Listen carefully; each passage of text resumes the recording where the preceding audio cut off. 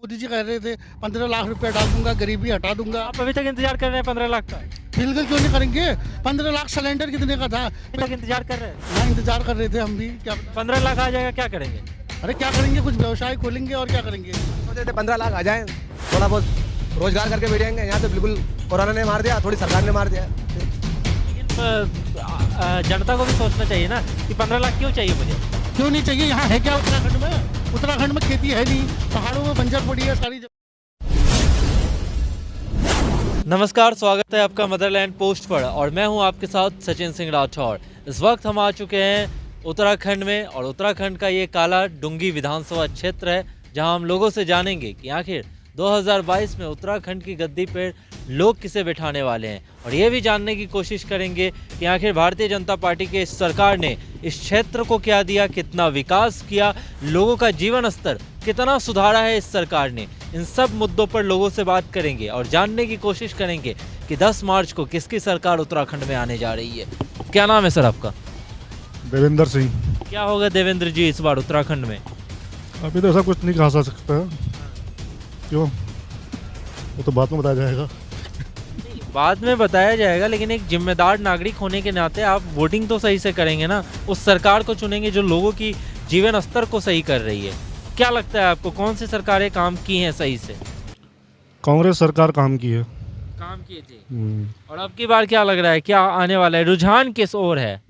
कांग्रेस का ही है। कांग्रेस का है। आप बताएं सर, क्या नाम है आपका? मेरा विनोद नैनवाल। क्या लग रहा है विनोद जी, क्या होगा इस बार? देखो, कुछ पता नहीं लगता, कैंडिडेट को देख के जो है वोटिंग होगी उत्तरांचल में, जहाँ तक हम अपनी उम्मीद मानते हैं। उसमें ये नहीं कहा जाएगा कि किसको वोट देना, कमल को पड़ेगा या कांग्रेस को पड़ेगा, क्योंकि इस बार बहुत सीटें चेंज हुई हैं, इधर की उधर, इधर की उधर हुई है। टिकट पहले किसी को दिया, फिर किसको दिया, किसी का नाम आया, तो मतलब बहुत सी चीज़ें चेंज हुई हैं। अभी कुछ श्योरिटी नहीं कि कांग्रेस की सरकार बने, बीजेपी के भी रुझान आ रहे हैं। मतलब टकराव बहुत तगड़ा है। हाँ, टकराव बहुत सीटों में तगड़ा है। इस जो विधानसभा ये है कालाडूंगी वाली, इसमें भी टकराव है, लालको वाली में भी टकराव है, रुद्रपुर में भी टकराव है। तो मतलब अभी कुछ क्लियर नहीं कहा जाएगा कि क्या होगा, अभी कुछ पता नहीं है। लेकिन ठीक है, चलिए, तो राजनीतिक समीकरण आपने बताया, काम कैसा किया बीजेपी ने? काम ठीक है, बड़े स्तर में तो अच्छे काम किए हैं, ऐसा नहीं है कि काम नहीं हुए हैं। छोटे स्तर में नहीं हुए हैं। अब लोगों को सबको मतलब जो चीज़ नहीं लगी, सबके रुझान अलग अलग हैं। उत्तराखंड को ऐसा क्या चीज़ था जो नहीं मिला इस सरकार में? उत्तराखंड को इस सरकार ने रोजगार नहीं मिला है। बहुत से रोजगार खराब हुए लोगों, थोड़ा कोविड से भी दिक्कत हुई है, थोड़ा आपदाएं भी आई, लोगों को रोजगार नहीं मिला, तो इस वजह से थोड़ा सा आदमी थोड़ा डिस्टर्ब है सरकार से। रोजगार की समस्या है। रोजगार की समस्या अच्छा, है। व्यवसाय, जो व्यवसाय करते हैं उनकी क्या स्थिति है? व्यवसाय भी सब ऐसे ही हैं, हर चीज़ महंगाई हो गई है, डीजल पेट्रोल महंगा हो गया है, खाने की चीज़ें महंगी है, सब चीज़ महंगी है। तो आदमी इस बार परिवर्तन चाह रहा है। परिवर्तन। हाँ, रसोई गैस जो है सबसे पहली हर चीज़ आपकी वो है, मूलभूत आवश्यकता है, तो परिवर्तन चाह रहा है आदमी। इसलिए आदमी सोच रहा है कि हम इस बार कांग्रेस को चांस दें। तो मतलब आप नौकरी का मुद्दा बता रहे हैं, ये सारी। अच्छा, मुझे एक बात बताइए, कोरोना काल में जिस तरह से लोगों की नौकरियां जा रही थी, रोज़मर्रा के जो कमाने वाले लोग थे वो कमा नहीं सकते थे क्योंकि बाहर निकलना नहीं था, तो उस वक्त क्या सरकार अनाज पहुंचा रही थी, रोज़मर्रा की चीज़ें उन तक पहुंचा रही थी? नहीं, अनाज तो सरकार ने बहुत दिया उत्तरांचल में। तो मैं सोचता हूँ कि लगभग सभी को अनाज मिला होगा। कोरोना के टाइम में तो काफ़ी हेल्प करी, ये नहीं है कि गवर्नमेंट ने कुछ नहीं किया, गवर्नमेंट ने घर तक लोगों को पहुंचाया। लेकिन जो महंगाई हो गई है, जैसे उसके पीछे जो महंगाई हो गई, उससे थोड़ा सा उत्तरांचल में समीकरण में थोड़ा कि लग रहा है कि परिवर्तन हो सकता है। परिवर्तन हो जाएगा, कांग्रेस आ जाएगी। देखो, अभी तक के रुझान कह रहे हैं, अब देखो हम तो नहीं कह सकते हैं अभी, क्योंकि वोटर भी साइलेंट है, कुछ 4-5 दिनों का और है। उत्तराखंड के लोग कम बोलते हैं, शांत हैं। उत्तराखंड के लोग कम बोलते हैं, शांत बोलते हैं, देखो क्या करते हैं। बाकी बीजेपी गलत नहीं है, बीजेपी ने काम भी किए हैं, बड़े लेवल के अच्छे भी काम हुए, ऐसा नहीं है।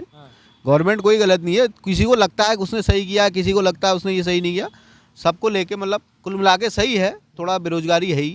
बेरोजगारी बड़ा मुद्दा। क्या होगा इस बार? क्या इस बार कांग्रेस की सरकार आएगी? कांग्रेस की सरकार क्यों आएगी? क्यों नहीं आएगी? बीजेपी ने क्या किया? 5 साल में 3 मुख्यमंत्री चेंज। मैं वही तो जानना चाहता हूँ कि क्या नहीं किया है। देखो सर, उत्तराखंड में जो पहाड़ी एरिया है, पहाड़ी एरिया में जो है रोजगार नहीं है, वहाँ पलायन पे पलायन हुए जा रहा है। जितने हमारे भाई बंधु हैं सब होटलों में नौकरी करते थे, लॉकडाउन में घर बैठे पड़े हैं। सरकार ने क्या किया उनके साथ? अच्छा, टूरिज्म की क्या व्यवस्था है? अब टूरिस्ट आ रहे हैं? कुछ भी नहीं आ रहा है, कोई भी नहीं आ रहे टूरिस्ट, अभी भी नहीं आ रहे हैं कोविड काल में। एक बहुत ही मुख्य स्रोत था आप लोगों का ये टूरिस्ट वाला कमाई का। और कोई आ ही नहीं रहा है, क्या करें अब? सरकारी नहीं बननी चाहिए ना, 3 मुख्यमंत्री। कांग्रेस अगर बन जाएगी तो टूरिस्ट एकदम भड़माड़ लग नहीं, जाए। हमारे हरीश रावत जी मुख्यमंत्री थे, उन्होंने पहाड़ के लिए बहुत कुछ किया। वो क्या किया था? पहाड़ी उत्पादों को आगे बढ़वाया, जैसे मडुआ होता है, नींबू होता है और झिंगोरा होता है, जो पहाड़ में जो उत्पाद होते हैं उनको आगे लाने की कोशिश की उन्होंने। आज बीजेपी ने उसको बंद कर दिया। बीजेपी ने क्या किया? 3 मुख्यमंत्री। मैं पूछना चाह रहा हूँ उसको बंद कर दिया। नहीं, बीजेपी ने क्या 3 मुख्यमंत्री बना दिए। अगर एक मुख्यमंत्री चेंज होता है तो उसके पोस्टर में कितने पैसे लगते होंगे? ये तो अच्छी बात है ना, अगर कोई काम नहीं कर रहा है तो हटा दिए।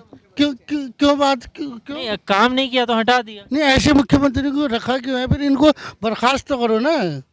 कर दिए, कर तो दिया बर्खास्त। कहाँ बर्खास्त किया? हटा तो दिया।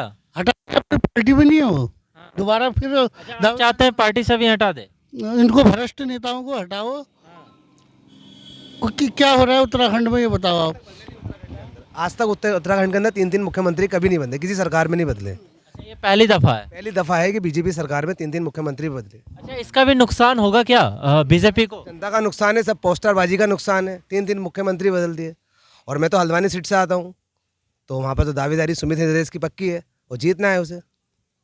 उत्तराखंड में क्या लग रहा है, इस बार बदलाव हो जाएगा? पूरा बदलाव होगा उत्तराखंड के अंदर, ठीक है ना। और कांग्रेस सरकार सबका साथ लेकर सबका विकास भी करती है। ये जो स्लोगन आपने लिया है ना, सबका साथ सबका विकास, ये तो भारतीय जनता पार्टी करती है। कांग्रेस भी करती है ना, ये कांग्रेस भी करती है। पार्टी केवल उद्योगपतियों की पार्टी है, बड़े बड़े लोग हैं उसमें अपना चलाते हो। उत्तरांचल में खनन खत्म हो गया, बताओ। 450 का सिलेंडर 900 रुपये का हो गया है, कहाँ से भरेगा आदमी? मजदूर आदमी है नहीं है, सब कुछ देखना है उसे।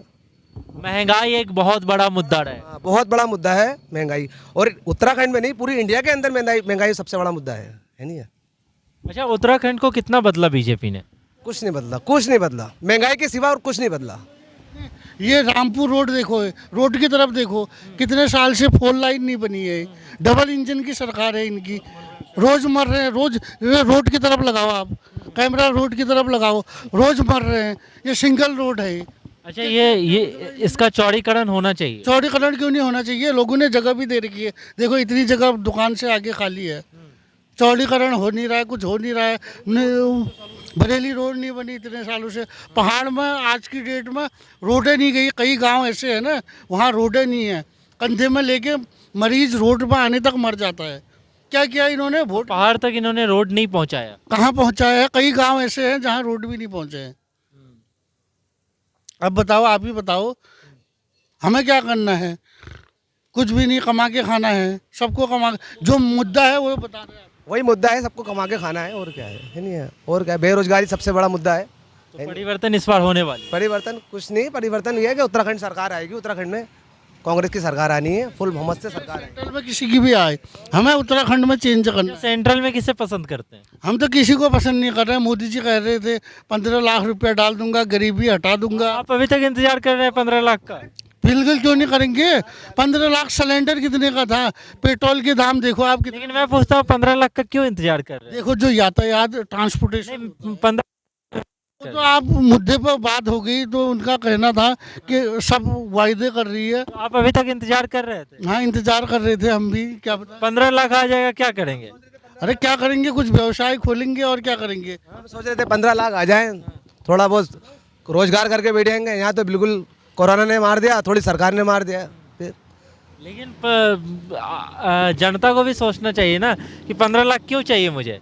क्यों नहीं चाहिए? यहाँ है क्या उत्तराखंड में?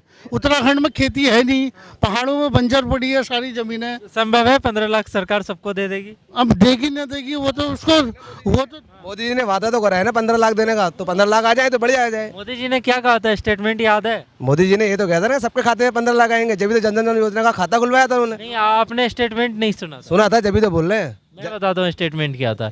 स्टेटमेंट था कि काला धन जो विदेशों में है, अगर विदेशों से वापस आ जाए तो सब भारत में सबके खाते में 15 नहीं, मेरी बात सुन कानपुर के लीजिए। अंदर इतना बड़ा काला धन पकड़ा गया है, तो वो भी तो काला धन हमारी, वो तो विदेशों की बात करें, हमारी इंडिया के अंदर काला धन पकड़ा तो वो गड्डियां आपको मिलनी चाहिए। है। यार गड्ढिया अब वो आप बोल लो ना कि मुझसे कि 15 लाख विदेशों के जो काला धन है, हमारी इंडिया के अंदर ही काला धन इतना है। एक छोटा सा व्यापारी के पास इतना पैसा मिल जाए, बाद में उन्होंने ये भी कहा था कि ये तो चुनावी जुमला है।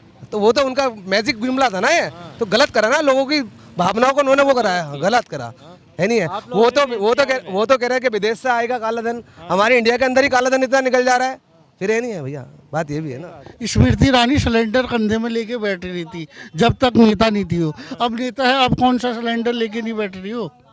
आप बताइए, ये नेता बन जाएंगे ना, सब भूल जाते हैं। सब भूल जाएंगे। ठीक है, तो आप उत्तराखंड के लोगों को देख रहे थे और देख रहे थे कि आखिर 5 साल में भारतीय जनता पार्टी ने कौन कौन से काम किए, इसी प्लेटफॉर्म पे लोगों ने बताया। और लोगों ने ये भी बताया कि 2022 में किसकी सरकार आने वाली है इस उत्तराखंड में। देखते रहिए मदरलैंड पोस्ट। इसके बाद किसी और विधानसभा क्षेत्र जाएंगे और आपको दिखाएंगे कि पहाड़ी जीवन किस तरह से व्यतीत हो रहा है। इस चैनल को सब्सक्राइब करें, वीडियोज़ को लाइक और शेयर करें। देखते रहे मदरलैंड पोस्ट। आपका बहुत बहुत धन्यवाद।